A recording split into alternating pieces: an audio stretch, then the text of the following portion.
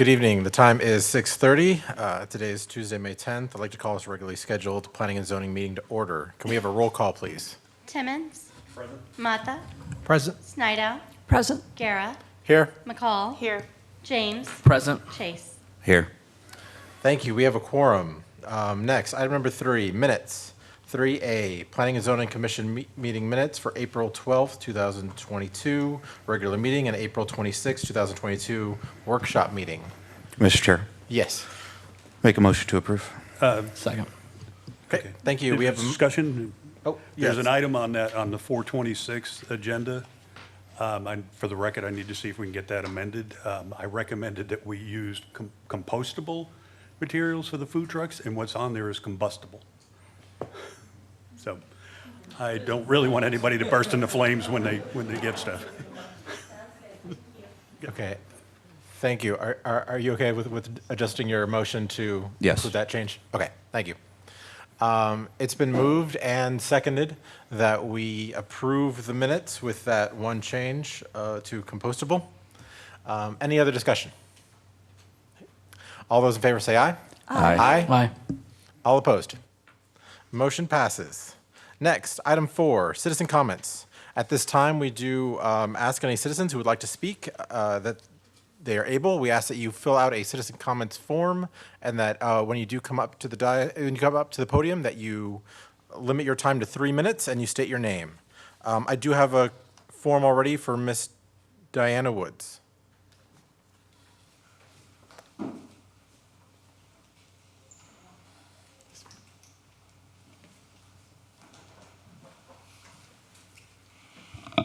Hi, my name is Diana Woods. Hopefully you can hear me. I did have an extended exposure to COVID about a week and a half ago. I have tested negative, I'm happy to say. But just so I'm not Typhoid Mary tonight. My name is Diana Woods. I live at 125 Torrey Drive, Buda, Texas. I live in the ETJ of Kyle, and I am wanting to talk to you tonight about some extended development that's happening completely surrounding my property. I do want to express concerns to this body as that you are a Planning and Zoning Commission in planning in the 2 developments that are together. There is a planned roadway that is within feet of my southeastern most corner of my property, and at this juncture, as far as I know today, there is no permitting yet for this section of Suffield extension that will go within feet of my property at the southwest corner. On April 7th, a agent acting on behalf of the Buda Mansions property did cross my fence, damage it, and injected iron stake about 20 feet to my property. They did not have a permit to entry. I do understand that this was not a confusion of the metes and bounds, and I have been assured by the developer before you tonight that this does not represent an alteration of property lines. My concern is with the roadway itself. This section of roadway, if you look at my address, 125 Torrey Drive, on the Central Appraisal District, and you put in the layer of flood hazard, you'll immediately see what my concerns would be in this particular area, especially with the roadway. I did engage a professional engineer who has looked at this area. He has done floodplain work in this area, and the concern is that the roadway in its current configuration would create a backflow onto my property and to my neighbor's property. At this point here, I'm just representing myself, and I fall between 2 significant flooding events that happened in 2015, and there were millions of gallons of water that almost flooded my house at that time. If there is a roadway built that close to my property, I do feel that there is a significant flood hazard, and I would appreciate knowing that this body did not give any type of suggestion of permission for the developer to mark any right-of-way onto my land without my permission. I want to say, just for the record, I am not petitioning for annexation into the city of Kyle, and I didn't give permission for any right-of-way to be marked out in case there was some kind of mistake. Thank you. Thank you, Ms. Woods. That's all the forms I have now. If anyone else would like to speak during citizen comments, you may come up now. Just please state your name and fill out a form when you're able.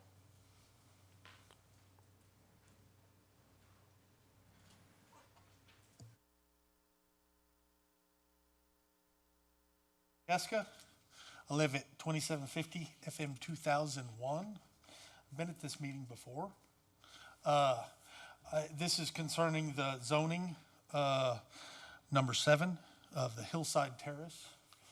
I don't have a problem with the zoning.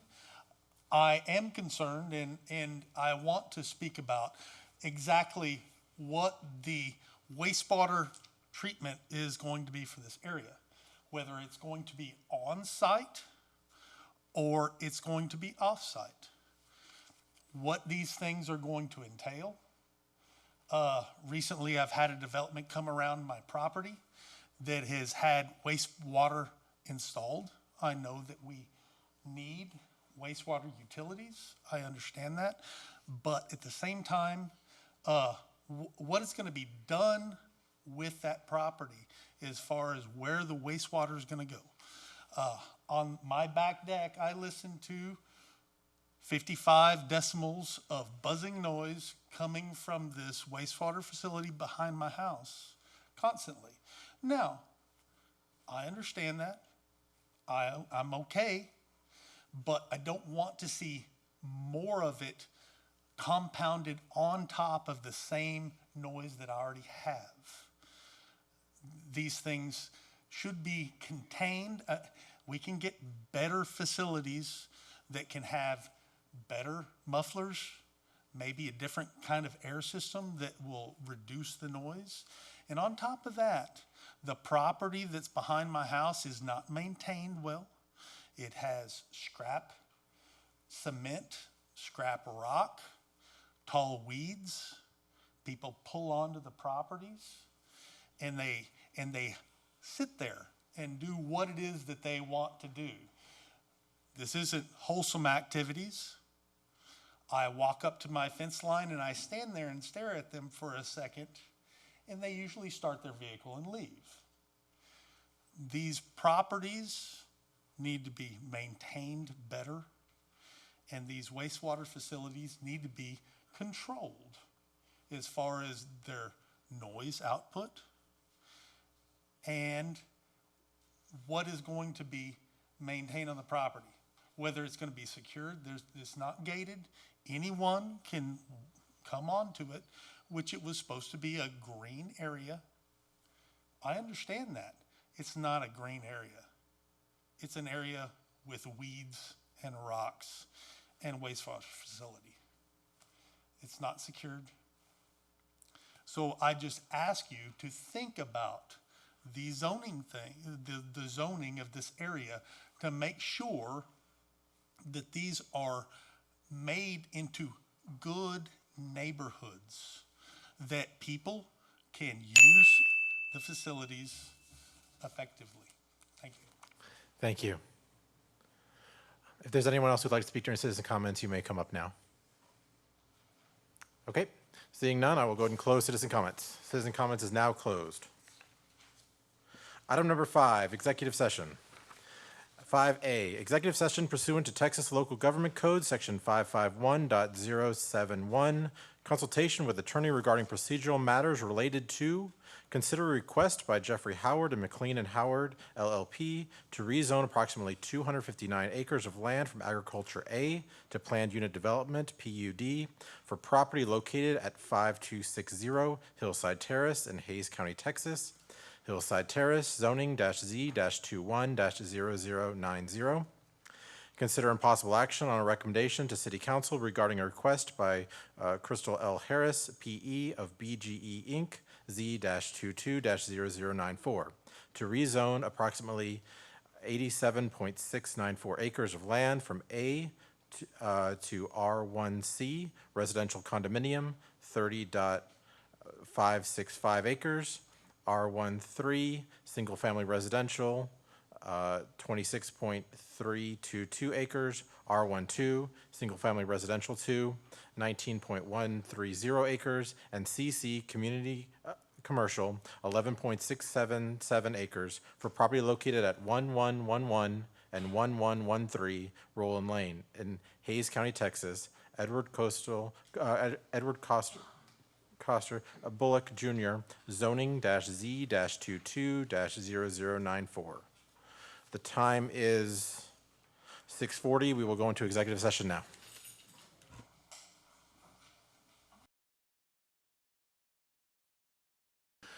Okay, the time is 6:59. I would like to call this meeting back to order. Next, item number 6, consent agenda. We have A through D. Mr. Chair, Yes. make a motion to approve consent items A through D. Thank you. It has been moved by Commissioner Chase, seconded by, sorry, who seconded? Oh, Commissioner Timmons. Is there any discussion on that motion? All those in favor say aye. Aye. Aye. All opposed. Motion passes. Item number 7, zoning. 7A, postponed from 3/8/22. Consider and possible action on recommendation to the City Council regarding a request by Jeffrey Howard of McLean and Howard LLP to rezone approximately 259 acres of land from Agriculture A to Planned Unit Development PUD for property located at 5260 Hillside Terrace in Hayes County, Texas. Hillside Terrace zoning-Z-21-0090. There is a public hearing on this item. If there's anyone who would like to speak on this item, they can. I do have one form filled out for this item. Ms. Diana Woods.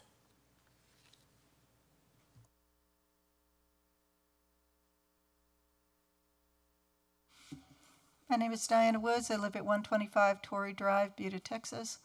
I live adjacent to both the developer that's before you tonight for zoning and also of the Buda Mansions project, which come together at the corner of my property at 125 Torrey Drive. I express only in your zoning actions with both of these properties that you consider density and floodplain development, and that you look closely at the density of development around the areas of the floodplain coming in from 2 branches of floodplain. My particular property happens to be in the Y of the 2 floodplain areas, and I would ask that you take all things into consideration in considering zoning for these properties. Thank you. That's the only form I had for this item. If there's anyone else who would like to speak, you may come up now. Again, please limit your time to 3 minutes, and please fill out a comments form. Okay, seeing none, I will go ahead and close the public hearing for this item. Next, Mr. Atkinson.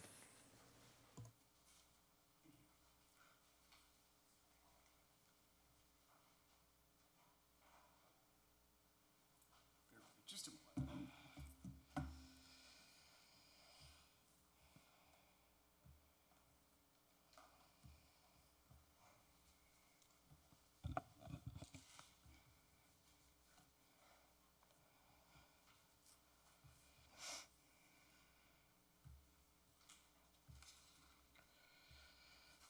All right, I'm going to pull up the staff report here real quick, so bear with me just a moment.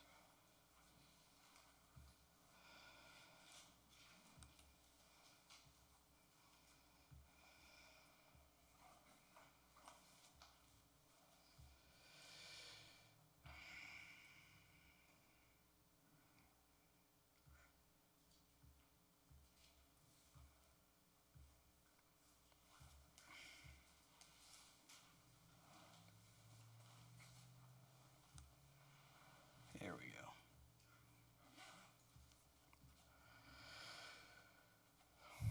I got a lot of tabs open. took a while to find it. All right, Will Atkinson for the record, senior planner. Before you, we have petition number Z-21-0090 for property located at 5260 Hillside Terrace in Buda, Texas.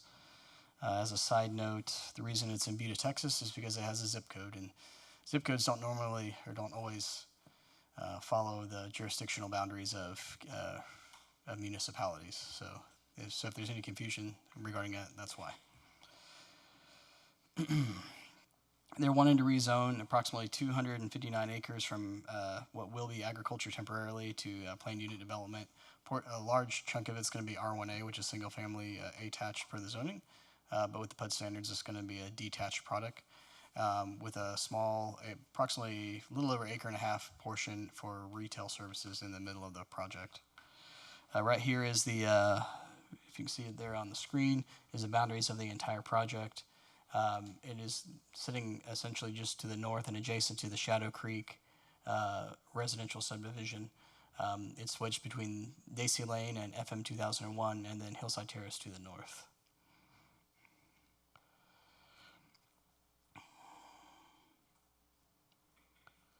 So R1A, for those who are visiting us tonight, it is a higher density, single family detached, in this case, residential use. You're looking at a little bit smaller lots with a minimum of 1,000 square feet for the garages.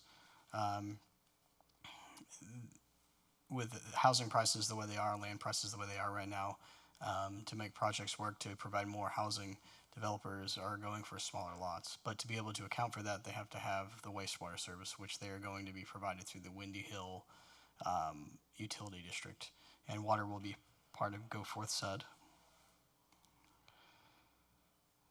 From a comprehensive plan text, a majority of the property, at least that's developable, is in the transitional settlement community. The western edge of it's in the heritage community, but that area, excuse me, that area is primarily floodplain, so it's not going to be developed in any appreciable manner. If anything, it'll be mostly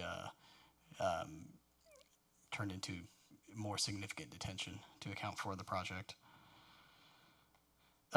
Both of the R1A and the RS zoning districts are recommended conditionally in this area. Being that it's so far out in our jurisdiction to the northeast, it's hard to put whenever we were doing the comprehensive plan, it was hard to figure out exactly how places should transition. So we left a lot of wiggle room in our comp plan. And in most cases, when we say uses are conditional, it is based on infrastructure or proposed infrastructure. And because they have ability to be serviced by water and wastewater, they're going to be building streets to the city standards. They're going to have parkland. They're going to be building a portion of the Vibe Trail. All those conditions, plus meeting the city standards, are being met because they're going to be annexed. And so that's how we look at it. It's a project that's been being negotiated out for almost a year now that we've been working with them on.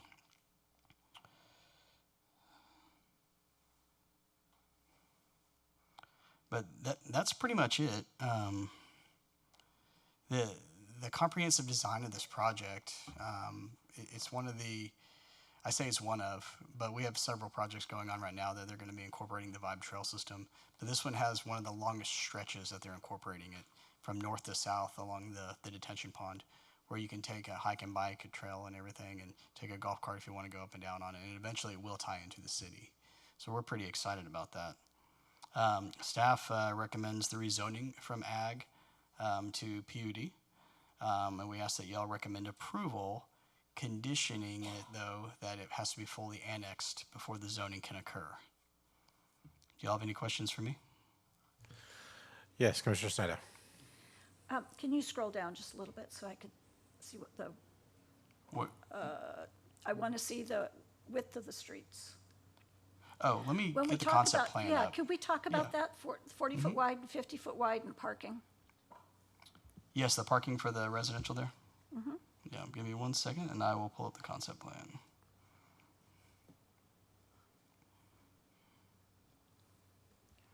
You can go ahead and ask your question though. Well, I just wanted to know, will parking be allowed on both sides of the street with those kind of widths? How's that going to look? And So if it comes down to fire code. Right. So from the fire code perspective slash city, we're two different entities technically. Kyle Fire is, or in this case, Buda Fire Department. But fire code is what fire code is.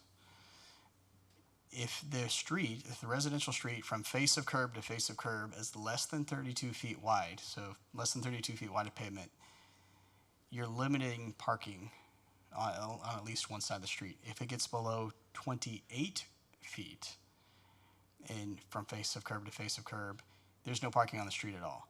Now, city code allows for a minimum by right of 28 feet. So if they do decide to build to that standard, then they will limit parking to one side of the street. And it's typically, from a practical perspective, the side of the street that they don't allow you to park on is where the fire hydrants are. And they'll either stripe it or they'll post signs with the metal poles. And that's the metal pole ones typically is more typical. It lasts longer, it's more robust than the painted curb, which fades out and makes it more difficult to see if you can park there or not. So there's going to be enough room for 2 fire trucks to pass, plus parking at least on one side. Okay. And I can throw the concept plan up there if you'd like.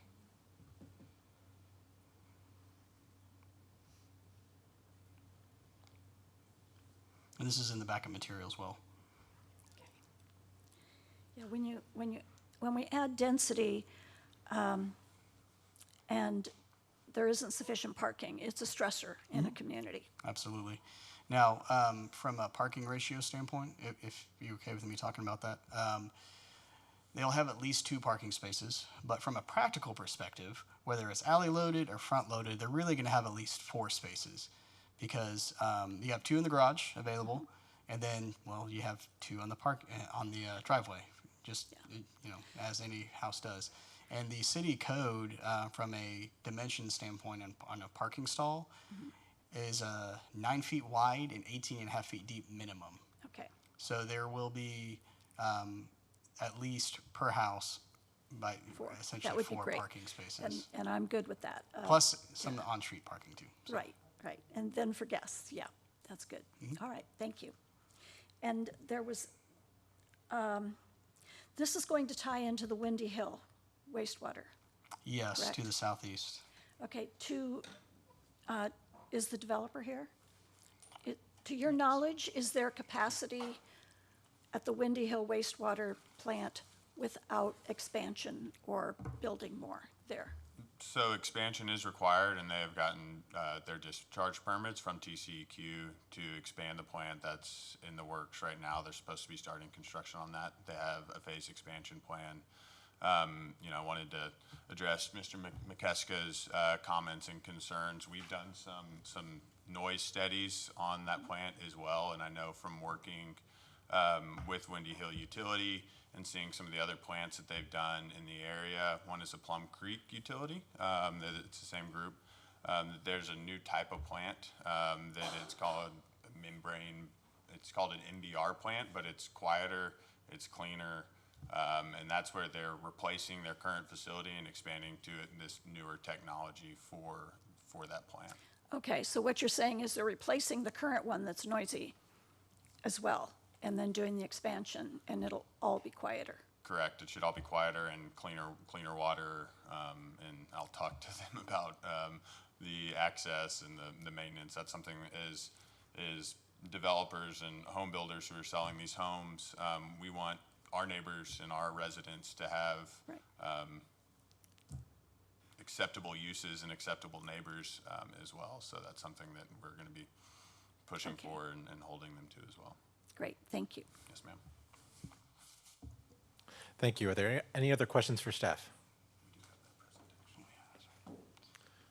Okay, if there's no other questions for staff? Well, I guess there was some discussion about the traffic on the road too, Windy Hill Road, that may not be in good enough condition to handle this kind of capacity. Oh, Hillside Terrace? Hillside Terrace, I'm sorry. That's fine. So Hillside Terrace, the east-west road on the north end of the project, from a jurisdictional standpoint, it's split between both the city of Kyle and Buda, if it's inside the city. So that makes it very difficult to, from a municipal jurisdiction standpoint to upgrade the road, even if it's on a transportation master plan. So there will probably be dedication of right of way per the Porter Country project, but really what it comes down to is that Hillside Terrace is going to be very likely a county project in the end when it is upgraded, because where there's two different municipalities where they both have shared jurisdiction on a road, you need an overarching jurisdiction to really come in and rebuild it ultimately. It's just easier from a who does what, who builds what standards and all that kind of stuff. So ultimately it's going to be probably Hays County that rebuilds it. Okay. If Hays County as part of the plans for Porter Country require them to put in some turn lanes, that's fine. But it's ultimately up to Hays County in that case. Yeah. And as far as the developers are required, as far as flooding and, permeable, ground and everything, what are the requirements for them when they're doing their development as far as not flooding another property? So there's two things actually. So for one, at the state level, whenever you're developing property, it's illegal to let runoff come off the site at a greater rate than what is already there in its natural state. On top of that, the city of Kyle has actually adopted the Atlas 14 rainfall totals following Hurricane Harvey. And so that adds a further dimension to how robust their detention has to be in their stormwater control that the state does not require necessarily. So they're going to have to do a lot to make this a project, but they're also accounting for it in a manner that would be relatively pleasing because they got that linear park, which they're and per our residential style guide, you can totally like get a two for one. Use it as an amenity. Put the trail systems in. It's something you can't really use otherwise, and make it a special place. So. Okay. Thank you. Mm-hmm. Thank you. Any other questions for staff? Okay. Would anyone like to make a motion? I'll go ahead and motion to approve item 7A as with the condition on full annexation. Second. Okay. It's been moved by myself, seconded by Commissioner Snydow. Is there any discussion on that motion? All those in favor say aye. Aye. Aye. All opposed. Motion passes. Item number 7B. Consider impossible action on recommendation to the City Council regarding a request by Kristal L. Harris, P.E. of BGE Inc., Z-22-0094, to rezone approximately 87.694 acres of land from A to R1C, residential condominium, 30.565 acres, R13, single-family residential 3, 26.322 acres, R12, single-family residential 2, 19.130 acres, and CC, community commercial, 11.677 acres for property located at 1111 and 1113 Roland Lane in Hays County, Texas, Edward Coster Bullock Jr., zoning Z-22-0094. There is a public hearing on this item as well. If there's anyone who would like to speak on this item, you may come up now. Please fill out a form and limit your time to 3 minutes. Okay, seeing none, I'm going to go ahead and close the public hearing. Public hearing is now closed. Mr. Atkinson. Will Atkinson for the record, senior planner. Before you, we have petition number Z22-0094. As stated, it is a rezoning from what will be temporarily ag to partly R1C, some of it R13, R12, community commercial, and a continuation of a portion of it in ag. All right, so right here, so just as to start it off with, 111 and 113, 1111 and 1113 Roland Lane are a little bit northwest of the intersection of I-35 and Roland Lane in the southwest portion of town. This area has been historically underserved from a development standpoint and wastewater perspective, which is why it's relatively undeveloped. However, the city's south side wastewater project is rapidly changing that, and that's almost complete. So there's going to be a lot of wastewater service in this area up and down the corridor. And so because of that, it makes it more feasible for projects to happen. And they may have to extend stuff off-site from a wastewater perspective, but they can do it. So that's when land gets more valuable, right? So this project, it has a non-annexation development agreement on it, and I apologize for forgetting to upload that to the agenda, where it says if you do anything that violates the terms of this development agreement, you're going to be annexed. And that's pretty easy to do without even trying, because the development agreement pretty much says you can continue your agricultural uses on site, timber production, livestock, growing crops, and that's really it. Maybe a house. But if you do anything else, you're going to be annexed. So the Bullock family came to us and said, hey, we are interested in selling it and to a developer, and let's start working together to try to figure out what the city would like to see there and see if it matches what we're trying to do and go from there. And so we have. We are wrapping up a development agreement mostly focused on infrastructure improvements, perimeter fencing along Roland Lane for like a fence street kind of deal, where the vibe trail's coming in. It will mention the zoning as is allowed per development agreements coming in on annexations. And it will also include masonry standards on the homes as well. So that way we can control that from otherwise we really have a hard time doing it per the state law. So anyway, so right here is the location. You can see in the northeast corner there, the Paramount subdivision, which is under construction right now. I think phase 2 is wrapping up. Maybe phase 3 is going on right now. And it's a little bit harder to see here. But the R13 is a 26.3 acres. The R12 is a 19.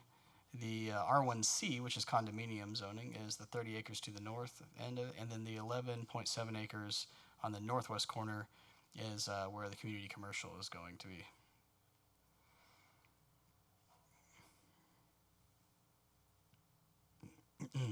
And just for those in the audience, R13 is a 50-foot wide single-family residential lot. R12 is 65. And then R1C is a flexible condominium zoning, which allows actually a slew of building types. But from a development standpoint, they're going to be making sure that it fits in with the surrounding area as well. They're not going to go too crazy. So, but it's also it's rapidly becoming a favorite zoning district. Actually, we're seeing it more and more. So as y'all know, agriculture is for farming, ranching, pasturage. You can have a single family house on it. You can have a barn on it, that kind of stuff.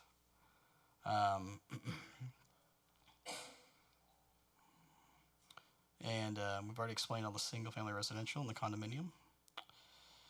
Community commercial was we figured would be a better use than retail services, because there's also a commercial architecture component to it. It also has it's just a little bit nicer and a little bit more robust from a development standard from the city's perspective than the retail services zoning district. But it adds a nice buffer between any future arterials and the residential as well, which we'll get to. From a comp plan perspective, this is in the new settlement community. And then everything else is conditional for the same reasons as the previous item. It all comes down to, is the infrastructure there, or will it be? Is it imminent? And in this case, the answer is yes. It's coming, and it's coming rapidly. So it's coming down the pipeline. And so they want most of it being residential, and the limited commercial it's actually quite appropriate to have this in that area. It's relatively flat, so it makes it easier to develop as well. All right, so the reason why there's commercial over there on the west edge of the property is because the project is going to abut what the future alignment for the FM 110 bypass is. The bypass is going to connect the stub at Yarrington on the western edge and go all the way up and hook to near the curve just west of Arroyo Ranch on FM 150 West. So it's going to snake through that whole area, through the Blanca River Ranch project and all that. The county's designing it. It's in design right now. They're wrapping up the design. And so we know where the alignment's going to be. And it's worth having commercial right there on the hard corner, or a strip of it anyway. So But yeah, they've been a wonder to work with. We're excited about them coming into town, and we because they're working to meet our code and everything, and working with staff very well from including the vibe trail in there, and integrating that very well into it. We're excited.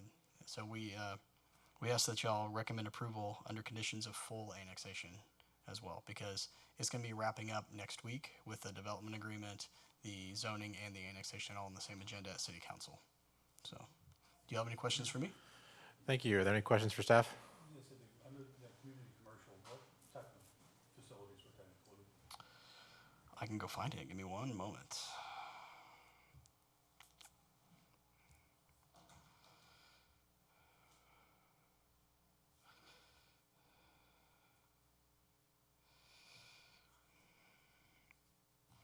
All right, so in bullet points, you have multifamily on the second floor, and in this case, it's going to be right next to a single family or duplex residential. So they can only have limited multifamily on the second floor. They can't go on up to 3 floors. You can have a bed and breakfast up to 5 rooms. You can have some general retail, general sundries, if you will. Restaurant, you can have religious assembly, art gallery, child care center, fire or police station, a professional office, a funeral home, barber or beauty shop, a convenience and grocery store, a fuel station, maybe, depending on our new code that just went into place.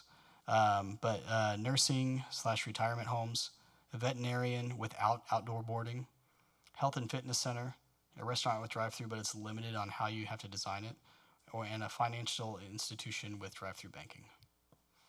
And if they're able to get a convenience store, gas station in there, they are also limited to how many pumps they can have as well. But that's to be determined. We now have a geographic limitation on fuel stations, so. Is the retail limited in size so you don't get the bigger stores? Is that the point of the community commercial as opposed to retail? Yes, the first floors are limited to a maximum of 15,000 square feet per building. Okay, thank you. It also prevents certain uses from coming in that would be a part of retail services, has a much longer list, and things that you might not want right next to that subdivision. Yeah, good. Absolutely. Any other questions for staff? I just want to say I'm excited to see the residential condominium in the mix, because I think that's a piece we've been missing in Kyle, and I think that's going to be affordable housing for a lot of people, attainable housing for people. Thank you. If there's no other questions, would someone like to make a motion? Mr. Chair, Yes. go ahead and make a motion to approve item 7B contingent on annexation. Second. Okay, thank you. It's been motioned by Commissioner Chase to approve item 7B, conditional on full annexation, seconded by Commissioner James. Is there any discussion on that motion? Okay. All those in favor say aye. Aye. Aye. All opposed. Motion passes. Item number 8, consider and possible action. 8A, consider a request to construct a 2,911 square foot restaurant, on-site dining and drive-through, and site plan located within the I-35 overlay district. Burger King-22431, IH35, conditional use permit, CUP-22-0052. Mr. Atkinson. All right, Will Atkinson for the record, senior planner. So before you, we have, as most of y'all are familiar with now, we have two conditional use permits that we're considering tonight. The first one is the Burger King that's just across the highway. That's going to be there just north of Starbucks, between that and AutoZone, I believe. It's either AutoZone or O'Reilly. I always get them mixed. But it's going to be right there on that last pad site, not flanking 35. It is zoned retail services, so a restaurant with drive-thru is allowed by right. The only thing that is not allowed by right are the elevations, which is what y'all take a look at and consider. So right here is the landscape plan. We always like to have that in there as backup material because we want to show you all the landscaping as a complete idea from how they're putting things together and the circulation through it. They're going to put a sidewalk, a flanking 35 on there. it's, the landscaping exceeds the requirements, so we're always happy when they go above and beyond, so that's that. And then, one second, let me stop sharing that.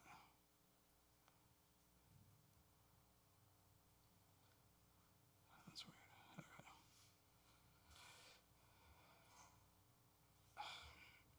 Bear with me.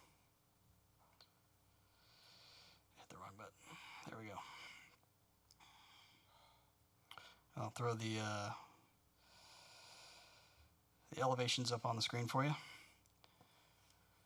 So as part of the I-35 overlay, the biggest thing that you need to be aware of, which y'all most usually know, is we have a 90% masonry requirement, and that can be brick, stone, a little bit of stucco, or CMU blocks and what have you that have to be split-faced. In this case, Burger King elected to go through a brick pattern, which is usually a more of a preference from the city staff perspective. The restaurant itself is a little bit smaller, so they have an appropriate amount of articulation vertically and horizontally. They easily exceed the 90% rule on that as well. It's a little bit darker marble gray and glacier white for the lighter gray, and it exceeds the intent and the requirements for the I-35 overlay. Also in the back of material, I'm not going to throw it up on the screen, there's also the dumpster enclosure, which matches the materials, but it's a dumpster enclosure, right? So it's our recommendation that y'all approve it. Any questions for me? Thank you. Are there any questions for staff? Okay. If there's no questions for staff, would anyone like to make a motion? Motion to approve. Okay. It's been moved by Commissioner Mata. Would anyone like to second? Second. Okay. Seconded by Commissioner Chase. It's been motioned and seconded. Is there any discussion on that motion? All those in favor say aye. Aye. Aye. All opposed. Motion passes. Item number 8B, postponed for 12/22. Consider request to construct a combined total of 19,120 square feet of retail space, convenience store, fuel canopy, and site plan located within the I-35 overlay district. Amberwood Retail Center, 18915 IH35, conditional use permit CUP-22-0053. Mr. Atkinson. All right, so Will Atkinson for the record, senior planner. So last time we met, we had brought this conditional use permit forward, and between staff posting the agenda item and y'all meeting, we just kept having heartburn about it. If y'all remember, staff had heartburn about it, and while it met the requirements of the I-35 overlay, it did not meet the intent for the amount of masonry shown on there. It was pretty much all glass on both buildings facing I-35. And so we were looking for something with a little bit more robust masonry requirements architecturally. And so we worked with the applicant and came back, and this is significantly better, and we are very happy with it from staff's perspective. This is building one. They've gone above and beyond from our perspective. And I'll throw up building two here. Up on the screen.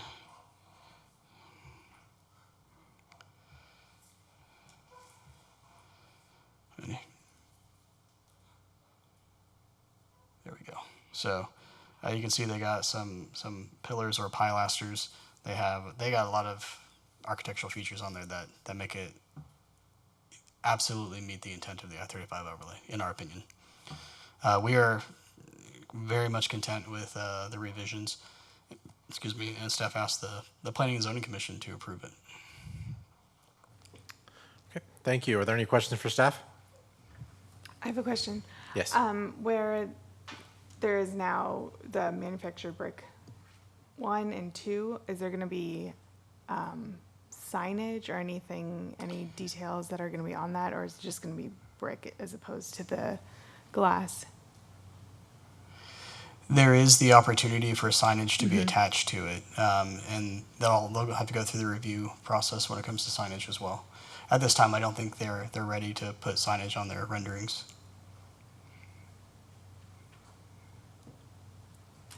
Thank you. Any other questions for staff? Okay, would anyone like to make a motion? Motion to approve. Okay. It's been motioned by Second. Commissioner Mata, seconded by Commissioner James. Was it James? Okay, thank you. Is there any discussion on that motion? Okay. All those in favor say aye. Aye. Aye. All opposed? Motion passes. And item 8C, consider a request for approval of tree mitigation for the K50 project located at 1200 Roland Lane. Mr. Atkinson. All right, this one's a fun one, but it's a good one at the same time. All right, so Will Atkinson, Senior Planner for the record. This is the K50 subdivision, as we refer to it as, and they have a marketing name, and I honestly I can't remember it, but we all know it internally as a K50 subdivision. They entered into a development agreement with the city some time back. I believe it was attached to the backup material, where they're allowed to build a subdivision layout to a certain standard. And so as we started going through the process, that we realized the development agreement did not take into account the trees on site, which was a shortcoming of the city's. But it is what it is, so now we're here to account for that and get y'all's blessing and permission. In our tree code, we have 3 tiers from a protection standpoint. If you are developing a piece of property, if the tree, regardless of the species, is under 12 inches in caliper per ANZ standards, you do not need special permission to remove it. If it's between 12 and 25 inches of caliper, you have to receive permission from the planning department, and it's usually in the form of a site development permit or subdivision permit or what have you to remove it. If it's it's 25 inches plus, you have to have permission from the Planning and Zoning Commission before you can even touch it. So we started going through a spreadsheet, which we included also in the backup material and what have you. They've included the streetscape plan as well. A lot of it, so they had to go through the residential style guide process, which means they had to do street trees, which are already required. So they couldn't take the street trees into account towards their replacement ratio, which in terms of the 25-inch plus caliper is a 2-to-1 ratio. So where they could replace it on site, they could. And so they were putting it as a buffer around the lift station for the wastewater that's going to be servicing it. They put it in some other key areas like some pocket parks around some cul-de-sacs and what have you. Along Main Street where there's the side yards on Planned South of Main Street, which is actually the eastern boundary of it, they're going to put some more trees. But they can only account for, and I don't have the number offhand, they can only account for a total of 196.5 caliper inches on site. And the way our Chapter 54 reads is wherever you can't account for that difference, you have the option of donating the difference to the city, or the Parks Department really, or pay the value of in lieu of. And so that leaves them with a little over 723 caliper inches they need to take into account. So in conversations with the Parks Department, they would rather have the funds, because the funds also allow for not just trees, but also the materials to plant the trees and labor cost as well. And that way they can have that money sitting until they need it and go plant trees on public property somewhere in a park. So the developer, excuse me, is asking to take the remaining mitigation costs, which is approximately $108,525 at $150 a caliper inch, and pay it to the City of Kyle's tree fund. And staff is okay with that. We coordinated with the Parks Department. They're fine with that as well. And they're doing what they can to account for stuff on site. Now, this is the specimen trees, right? the 25-inch plus. From the ones from 12 to 25, they preserved the ones they could, but a lot of them are either in the detention pond, which is public, or where it's going to be, or they're in the streetscape, or they're within 10 feet of a foundation, or they're going to be underneath the foundation. So if there's those exceptions in the code for trees that are 12 to 25 inches where they're not required to replace those at a 1.5 to 1 ratio. But the specimen trees, they have to regardless. If they are healthy, if they're not exempt from a health or they're dead perspective, that you have to replace it regardless. So that's what they're doing tonight. And staff has full confidence that they're doing the appropriate thing. No, I was going to ask anyone have questions for staff. On the visual, so are the specimen trees that curve down there, that the trees look large? They're mostly in the bottom third of the property, mostly where the detention ponds has to be. Okay, so how many specimen trees will be preserved? Give me a second. Let me go find that spreadsheet.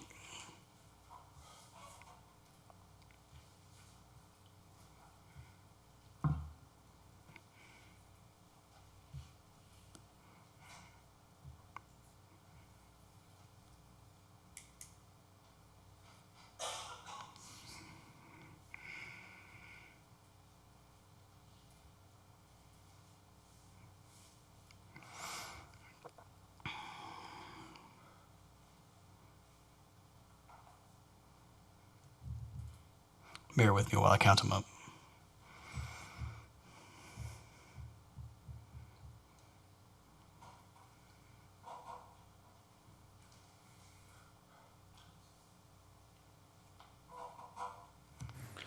Commissioner Snido, if you look on the attachment, there's a spreadsheet there. He's going to be counting for a while. I've just flipped through this, and there's a lot of preserved trees on here. Okay. Thank you. Suffice it to say, there's a lot of trees on site, and they're doing what they can, within the bounds of their agreement with the city, and also per code. So they're taking adequate measures. So. Okay, thank you. Any other questions for staff? Okay, would anyone like to make a motion on item 8C? Motion to approve.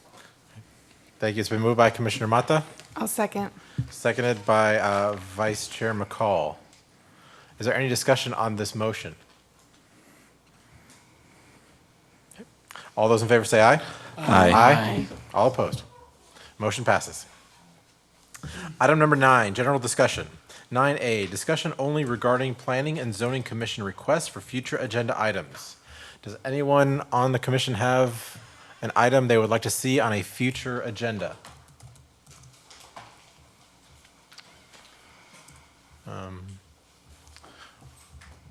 Doesn't seem there's anything new. I think we're still got the same things we might want to talk about at the next meeting or the workshop.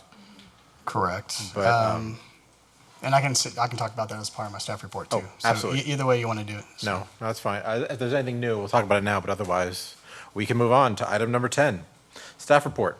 10A, staff report by William Atkinson, Senior Planner. All right, so myself, Council Member Ellison, and not Council Member, Commissioner Snido, we all went over to the San Diego National Planning Conference last week, and slightly the week before. It was fantastic. I believe Council Member Ellison's probably been to one or two at the national level before, but I've never been to one. I don't believe you, Patty, have ever been to one. Okay. It was, well, other than the weather, which is also fantastic, by the way, it was a fantastic experience. You get to see a whole bunch of items you get to learn from on a national level to see what other communities have done, what other states have done from a planning perspective. And the opportunity to learn new things and just delve right into it, to talk to people, meet new people, get how they feel about certain items or what their cities have done. It's just, it was endless.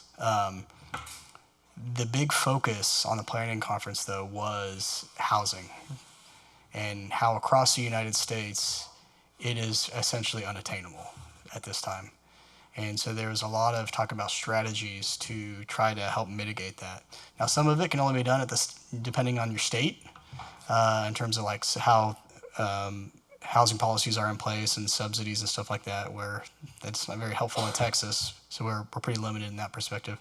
But there was a huge focus on accessory dwelling units and how to get them in from a code perspective and how to make them by right and, you know, not put up roadblocks to them.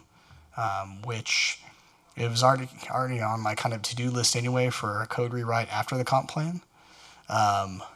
But we will be asking, asking City Council to see if we can maybe bring it up before then as well. I'm kind of on the fence either way, but considering how expensive housing is getting or continuing to be more and more, it's probably appropriate to consider that sooner than later, even if we have a full code rewrite coming down the pipeline.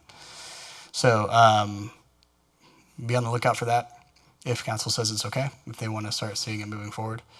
Then we'll figure out the code sections with that, and we'll make sure we're including public works and engineering as well, because there's aspects of it from a utility perspective that we need to account for. So there's that. What other items was there at? That was a big thing, was housing at the planning Almost conference. every session had housing woven into it because it's become such a crisis in so many communities for attainable housing, especially for first-time homebuyers.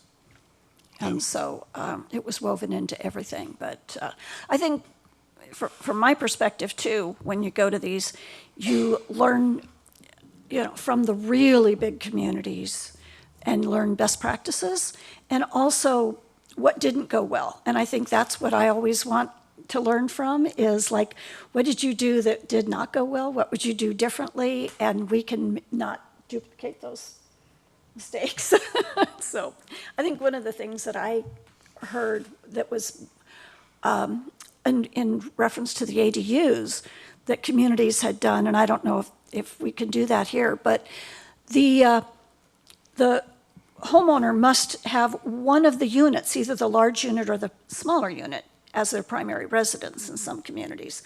And what that does is that puts the homeowner on site, and that tenant is their neighbor too, and they take a little more ownership of behavior and those kind of things. So anyway, there were some interesting things. It was just interesting, because I know we all struggle with tenants and, you know, rentals and that kind of thing. But it's also an opportunity for people to build wealth and maybe to stay in their home with taxes going up the way they are. So It's also an opportunity for aging in place. And because if you have a big house, you can build yourself a small cottage in back and then rent out the big house. Just a lot of great ideas, a lot of solutions that that other communities that are farther down this road. This housing crisis is new to us, and so we heard from a lot of communities. Oakland, California, San Francisco, people who are way down the road in these things. And not everything is going to be comfortable or even acceptable here. People are going to say, no, we don't want to do that, and that's fine too. But it was a good learning experience, very much so. It's my opinion we need to provide the opportunity for y'all as the commission and city council to at least consider it at the very minimum. So we'll see if we can bring that forward. We will be having a workshop at the end of the month on the 24th, I believe, the fourth Tuesday, where we're going to be talking about some items possibly related to the new gas station ordinance to give you all kind of a heads up what's coming and what's in place now. I call it the gas station ordinance. It also includes the self-storage units and car washes. We've had a fantastically robust response to the downtown survey, the redevelopment survey. We've had, as of last week, over 650 responses, and we were hoping for like 1%, which is like 500, 550. We're about 55,000 to 60,000 people. We wanted something statistically relevant, and it's still open for another 3/4 of the month. So, or 2/3 of them, excuse me. So we're still pushing it out there. Our communications department is. So we're going to get we already have a lot of good data that we've been able to take a look at. But it's exciting. Like we want everybody's input, and we're getting it. So that's going to be open, I believe, until the end of the month. And then following that, we'll be processing the data, or BGK will, the architecture firm.